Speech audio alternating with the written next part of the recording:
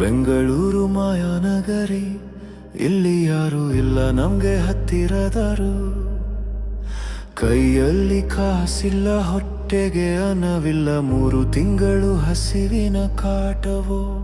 ಪಾದದ ಹಾದಿ ಸವೆದು ಹೋಯಿತು, ಒಂದು ಕೆಲಸಕ್ಕೆ ಅಲೆದಾಟವೋ. ಮನೆ ನೆನಪಾದರೆ ಎದೆಯು ಚುರುಕೆನ್ನುವುದು, ಆದರೂ ಹಿಂತಿರುಗಿ ಹೋಗದ ಹಠವೋ. ಹೊಟ್ಟೆ ಹಸಿವಿನ ಕಿಚ್ಚು ತಾಳಲಾರದೆ ಮದುವೆ ಮನೆಗೆ ಹೋದನು ನಮ್ಮ ಗಿಲ್ಲಿ. ಯಾರೋ ದಯೆ ತೋರುವರೆಂಬ ಆಸೆಯಲ್ಲಿ, ಒಂದಿಷ್ಟು ಅನ್ನದ ಹಂಬಲದಲ್ಲಿ, ಬಡಬಡಿಸಿ ತಿನ್ನುವ ತುತ್ತಿನ ಮೇಲೆ ಜನರ ಕೆಟ್ಟ ಕಣ್ಣು ಬಿತ್ತು ಅಲ್ಲಿ.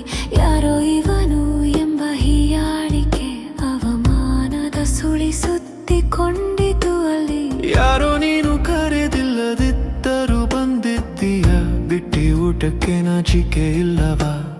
ಅರ್ಧಕ್ಕೆ ಎಪ್ಪಿಸಿ ಕಳಿಸಿದ ಮಾತುಗಳು ಗಿಲ್ಲಿಯ ಎದೆಯನ್ನು ಸಿಳಿ ಹಾಕಿತಲ್ಲ. ಊಟದ ತಟ್ಟೆಯಲ್ಲಿ ಅಂದು ಬಿದ್ದಿದ್ದು ಕೇವಲ ಹಣವಲ್ಲ, ನಮ್ಮ ಗಿಲ್ಲಿಯ ಕಣ್ಣೀರು, ನಮ್ಮ ಗಿಲ್ಲಿಯ ಕಣ್ಣೀರು.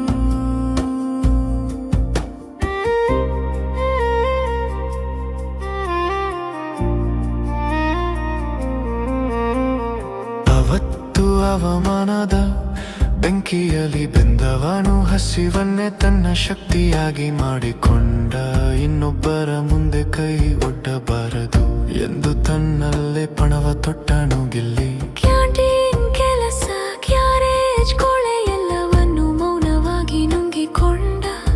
ಸಿನಿಮಾ ಶೂಟಿಂಗ್ ಸೆಟ್ಟಿನ ಹೊರಗೆ ಒಂದು ಕೆಲಸಕ್ಕಾಗಿ ದಿನವಿಡೀ ಕಾದು ನಿಂತ.